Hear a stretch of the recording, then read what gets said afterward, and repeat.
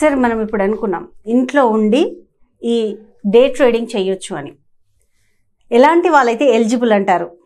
So day trading చేయడానికి ఇక్కడ మనకి ప్రధానంగా మేజర్లీ హౌస్ వైఫ్స్కి ఇది చాలా బెస్ట్ సూటబుల్ అని నేను చెప్తానండి. ఎందుకోసం అంటే ఇంట్రాడే ట్రేడింగ్లో మనకి ప్రతిరోజు ఆదాయం ఉంది, కానీ ఇక్కడ ఆదాయము ఎంత ఎక్కువ సంపాదించవచ్చో అంత రిస్క్ కూడా ఉంది. సో ప్రధానంగా లేడీస్ అని ఎందుకు చెప్తున్నాను అంటే, ఇక్కడ మనకి డబ్బు రావాలి అంటే ఈ ట్రేడింగ్లో ఇన్వెస్ట్మెంట్ ఒకటే ప్రధానం కాదండి. ఇన్వెస్ట్మెంట్తో పాటు టైం ఇన్వెస్ట్మెంట్ చాలా ఇంపార్టెంట్ రోల్ ప్లే చేస్తుంది. సో ఇక్కడ మనం ఎక్కువ సమయాన్ని ఈ పర్టికులర్ కాన్సెప్ట్ మీద మనం స్పెండ్ చేసినప్పుడు మాత్రమే ఈరోజు మార్కెట్ స్టార్ట్ అయిన దగ్గర నుంచి ఆ రోజు మార్కెట్ బిహేవియర్ని మనం అర్థం చేసుకోవడానికి కానీ, లేదా ఆ మార్కెట్ ఎంట్రీ లెవెల్ ఉందా లేదా రైట్ ఎంట్రీయా రాంగ్ ఎంట్రీయా ఈ కాన్సెప్ట్ని అర్థం చేసుకుంటూ ఆపర్చునిటీ వచ్చినప్పుడు మనం ఆపర్చునిటీ తీసుకొని సో ఎగ్జిట్ అవ్వడానికి ఇదంతా మనం మాట్లాడుకున్నంత ఈజీ అనేది కాదు. ఇక్కడ టైం జరుగుతూ ఉండాలి. అంటే ఈ పర్టికులర్ టైం మనం ఇంట్లో స్పెండ్ చేయగలిగినప్పుడు మాత్రమే ఇందులోంచి డబ్బు సంపాదించుకోవచ్చు. అయితే ఇక్కడ జనరల్గా చాలామంది తాలూకా మైండ్ సెట్ ఏ రకంగా ఉంటుంది అంటే, ట్రేడింగ్ అంటే డబ్బులు వస్తాయి ఇంట్లో కూర్చొని చేసుకునేది కదా, సో నేను మొబైల్లో చేసేస్తాను, లేకపోతే చెట్టు కింద టీ తాగుతూ నేను ట్రేడ్ చేసేస్తాను. సో ఈ కాన్సెప్ట్తో ట్రేడ్స్ చేసిన ప్రతి ఒక్కరూ 100% నష్టపోతారు. సో అంటే ముందు మనం అనలైజ్ చేసుకోకుండా మొబైల్లో ట్రేడ్ చేసే విధానం అనేది పూర్తి రాంగ్ అండి. సో మనకి సబ్జెక్ట్ ఉండాలి, సబ్జెక్ట్ని మనం మార్కెట్లో ఆ పర్టికులర్ టైంలో డబ్బు అనేది ఉట్టినే రాదు, మనం కష్టపడితేనే వస్తుంది. అయితే ఇక్కడ ట్రేడింగ్ ఇంట్లో కూర్చొని అయినా సంపాదన అని చెప్పినంత మాత్రాన ఖాళీగా కూర్చుంటే డబ్బు రాదండి. సో మీరు సిస్టమ్ ముందు కూర్చొని మీరు నేర్చుకున్న దాన్ని ఆ కాన్సెప్ట్ అక్కడ కూర్చుని ఆ టైం స్పెండ్ చేసి మార్కెట్ అవర్స్లో దాన్ని అర్థం చేసుకుంటూ ఆ ఆపర్చునిటీ వచ్చిన సందర్భంలో మీరు ఎంట్రీ తీసుకోవడం, అలాగే ఆ ఆపర్చునిటీ కొంత టైం తర్వాత ఎగ్జిట్ అయ్యే సందర్భంలో ఎగ్జిట్ అవ్వడం, ఇలాంటివి చేసుకుంటూ సంపాదన అనేది సంపాదించుకోవచ్చు. అయితే ఇక్కడ ఎవరు ఎలిజిబుల్ అంటే, పర్టికులర్లీ మహిళలను ఎందుకు చెప్తున్నాను అంటే, ఇంట్లో హస్బెండ్ జాబ్కి వెళ్తారు, అలాగే పిల్లలు స్కూల్కి వెళ్తారు. చాలామంది మహిళలు చదువుకున్న వారు కూడా వాళ్ళకున్న ఫ్యామిలీ ప్రాబ్లమ్స్ వలన బయటికి వెళ్ళి ఉద్యోగం చేయలేని సందర్భాల్లో చాలామంది ఉన్నారు. సో అలాంటి వాళ్ళు ఒక మంచి ఆపర్చునిటీ కోసం ఎదురు చూస్తూ ఉన్నారు, కానీ బయటికి వెళ్ళి ఉద్యోగం చేసే ఆ టైంలో వాళ్ళకు వచ్చే సంపాదన అంత సాటిస్ఫాక్టరీగా ఉండదు. కాబట్టి వాళ్ళ చదువు ఉన్నప్పటికీ కూడా ఇంట్లో ఆ డిస్సాటిస్ఫాక్షన్తోనే కంటిన్యూ కాలం గడుపుతున్నారు తప్పితే వాళ్ళకంటూ ఆపర్చునిటీ వస్తే చేయాలనే ఆలోచనతో చాలామంది ఉన్నారు. మహిళలకి పర్టికులర్లీ ఎందుకు ఉపయోగపడుతుంది అనే సందర్భంలో, స్టాక్ మార్కెట్ మార్నింగ్ 9:15కి స్టార్ట్ అయ్యి 3:30 వరకు ఉంటుందండి. సో అంటే ఈ పర్టికులర్ టైంలో మాత్రమే మనం చేసే ఆ కాన్సెప్ట్ ఆ డబ్బు అనేది ఉంటుంది. దాని తర్వాత మనం చేయాలన్నా ఇందులో మనకి ఎటువంటి అవసరం రెండూ ఉండవు. అంటే ఈ టైం అనేది వాళ్ళు స్పెసిఫిక్గా వాళ్ళ హస్బెండ్స్ కానీ పిల్లలు కానీ ఆఫీస్ అండ్ స్కూల్కి వెళ్ళిన తర్వాత ఫ్రీగా ఉన్న టైం, ఈ టైంలో వాళ్ళకంటూ ఒక యావిగేషన్ అనేది ఇది పర్టికులర్గా కుదుర్చుకోవడానికి అవకాశం ఉంటుంది.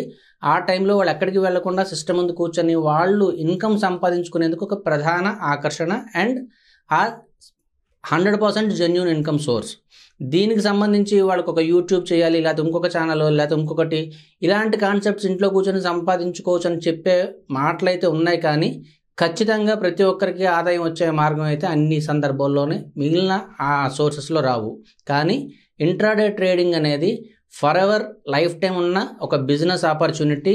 అది గవర్నమెంట్ ఆఫ్ ఇండియాతో ఆపరేట్ చేయబడుతున్న ఒక legal source of income. So దీన్ని నుండి మనం సంపాదించుకోవడానికి కరెక్ట్ ప్రొసీజర్ అనేది మీరు తెలుసుకొని ఆ ప్రొసీజర్ ఫాలో అయితే ఖచ్చితంగా ప్రతి ఒక్కరూ ఇంటి నుండి ఆదాయాన్ని సంపాదించుకోవచ్చు. నిజంగా ఈ ఇంటి నుంచి ఆదాయం సంపాదించుకోవడానికి ఈ డే ట్రేడింగ్ అనేది ప్రాఫిటబుల్ అంటారా? ఖచ్చితంగానండి, అదే చెప్పాను కదా.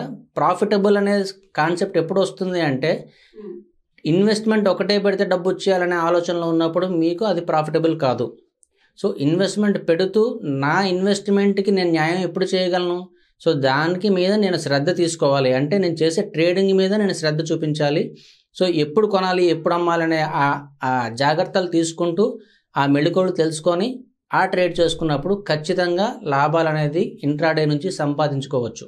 సార్ మనకి ఇప్పుడు ఇందాక మనం మాట్లాడుకున్నాము, ఇది ఈ ట్రేడింగ్ అంతా టెక్నికల్ అనాలిసిస్ మీద నడుస్తుంది. అవునండి. సో ఈ టెక్నికల్ అనాలిసిస్కి కలర్ అనాలిసిస్కి డిఫరెన్స్ ఏంటి అసలు? మంచి క్వశ్చన్ అండి. సో ఈ ట్రేడింగ్లో పర్టికులర్లీ ఈ ఇంట్రాడే ట్రేడింగ్ అనేది ఈరోజు మార్కెట్లో ఈరోజే మనము ఆ పర్టికులర్ స్టాక్ అనలైజ్ చేస్తూ కొని అమ్మి దాని నుండి ప్రాఫిట్ తీసుకోవాలి అనే సందర్భంలో దానికంటూ ఒక మెజర్స్ ఉంటాయండి. ఆ మెజర్స్ ఫాలో అయితేనే మనం ఎప్పుడు కొనాలి అనే విషయం తెలుస్తుంది, లేదా ఎప్పుడు అమ్మాలి అనే విషయం తెలుస్తుంది, లేదా కొనొచ్చా కొనకూడదా అనే విషయం తెలుస్తుంది. ఆ మెజర్స్ తెలుసుకునే విధానాన్ని మనం ఇక్కడ టెక్నికల్ అనాలిసిస్ అని చెప్తాం. అంటే టెక్నికల్ అనాలిసిస్ అంటే ఇక్కడ ఒక గ్రాఫ్ చార్టింగ్ రూపంలో ఉంటుంది. సో ఈ గ్రాఫ్లో మనం మార్కెట్ తాలూకా ప్రీవియస్ ప్రైస్ యాక్షన్ అనేది చూస్తూ ఆ గ్రాఫ్ ఏదైతే ఫామ్ అయిందో దాన్ని అనలైజ్ చేసుకుంటూ అందులో కొన్ని ఇండికేటర్స్ అనేది ఇవ్వడం జరుగుతుంది. ఆ ఇండికేటర్స్ యూజ్ చేస్తూ మనం కొనొచ్చా కొనకూడదా అనే డెసిషన్స్ తీసుకుంటూ ఆ టెక్నికల్ అనాలిసిస్ ఫాలో అవుతూ ట్రేడ్ అనేది జనరల్గా చేస్తారు. నాట్ ఓన్లీ జనరల్, అది కంపల్షన్ అండి. అయితే ఇక్కడ టెక్నికల్ అనాలిసిస్ మనం ఫాలో అవుతున్నప్పుడు మనకి ప్రధానంగా దానికి ఆల్గోరిథమ్స్ బేస్ చేసుకొని ఎక్కువ ఇండికేటర్స్ వర్క్ అవుతూ ఉంటాయి. అయితే ఇందులో లాట్ ఆఫ్ ఇండికేటర్స్ ఉన్నాయండి. అంటే ఒక మార్కెట్లో ఆ ప్రైస్ ఎటుపక్క మూవ్ అవుతుంది, ఇప్పుడు డైరెక్షన్ ఎటుపక్క ఉంది, లేదంటే స్టాక్ పొజిషన్ ఏంటి, అది ఓవర్ బాట్ అయిందా, ఓవర్ సోల్డ్ అయిందా, ఇలా ప్రతి విషయాన్ని, లేకపోతే ఒక మార్కెట్ తాలూకా ట్రెండ్ స్ట్రెంగ్తన్ ఉందా, వీకెన్ ఉందా, ఇవన్నీ తెలుసుకోవడానికి డిఫరెంట్ ఇండికేటర్స్ వాడతారు. అయితే ఈ ఇండికేటర్ వాడుతున్నప్పుడు ఏ ఇండికేటర్ ఏ సందర్భంలో వాడాలనే విషయం మీకు తెలియాలి. అంటే చిన్న ఉదాహరణ మీకు చెప్తానండి క్లియర్గా అర్థం అవడం కోసం. సో ఇప్పుడు మీకు మీ ఏరియాలో ఒక ఓపెన్ మెడికల్ షాప్ ఉందండి. సో అది కంప్లీట్లీ ఫ్రీ ఆఫ్ కాస్ట్, అంటే అందులో ఉన్న మెడిసిన్స్ మీకు కంప్లీట్గా ఫ్రీగా అవైలబుల్ ఉన్నాయి, ఎవరన్నా వచ్చి తీసుకుని వెళ్ళొచ్చు. అంటే ఇక్కడ ఫ్రీ మెడికల్ మీకు ఉన్నప్పుడు మీ ఊర్లో ఎవరో ఒక చిన్న పాపకి ఒంట్లో బాగాలేదు, మిమ్మల్ని రిక్వెస్ట్ చేశారు వెళ్ళి మందులు తీసుకురండి అని. ఇప్పుడు మీరు ఆ మెడికల్ షాప్కి వెళ్ళినప్పుడు మీరు ఏ మందు సెలెక్ట్ చేసుకుంటారు? ఆ పాపకి ఫీవర్ అని మిమ్మల్ని పంపించారు, మీరు ఏ మందు అనేది సెలెక్ట్ చేసుకుంటారు? పాప మందు ఫీవరే. అది ఏంటి? అందులో మెడికల్ షాప్ ఓపెన్ ఉన్నాయి, అందులో చాలా మందులు ఉన్నాయి, అన్ని అప్డేటెడ్ వెర్షన్, కానీ సర్వ్ చేసేయడానికి ఎవరూ లేరు. సో అంటే మీరు చూస్ చేసుకొని పిక్ చేసుకోవాలి ఏ మందు తీసుకెళ్ళి పాపకు అందిస్తారు.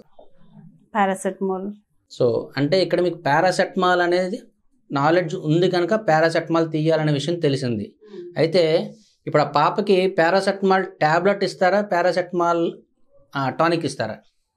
సిరప్ ఇస్తాం. సో ఎందువలన అంటే చిన్నపిల్లలకి సిరపే ఇవ్వాలి, ట్యాబ్లెట్ ఇస్తే అక్కడ రియాక్ట్ అవుతుంది ఈవెన్ పారాసెటమాల్ ఇచ్చినప్పటికీ కూడా.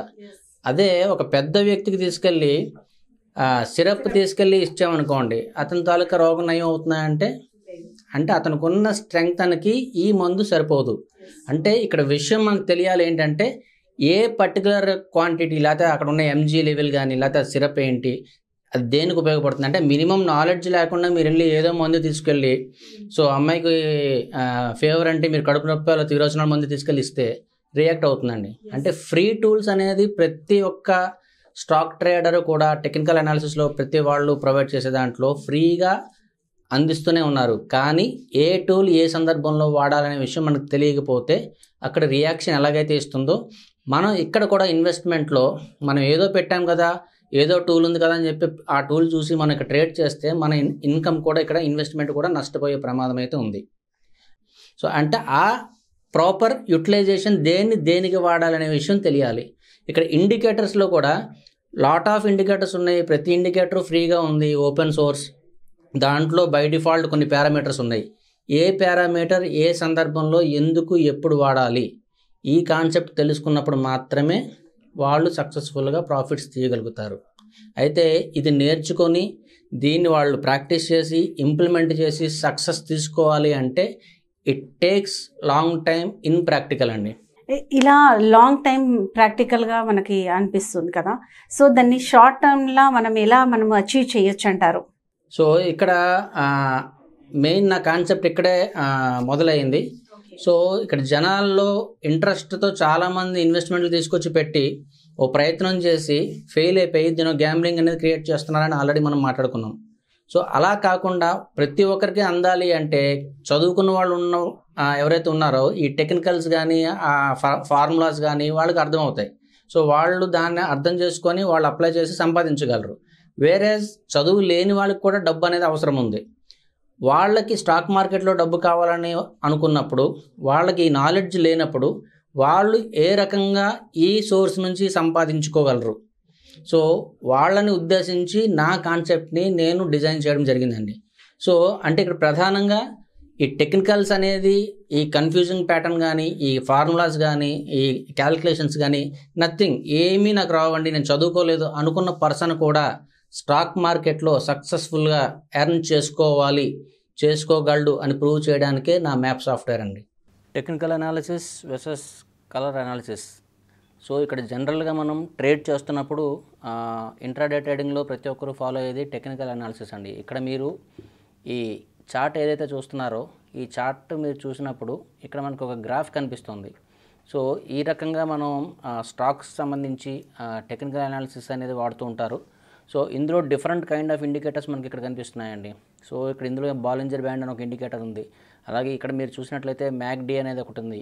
దాని కిందన ఆర్ఎస్ఐ అంటే రిలేటివ్ స్టాక్ ఇండెక్స్, సో దాని కిందన స్టాకస్టిక్స్.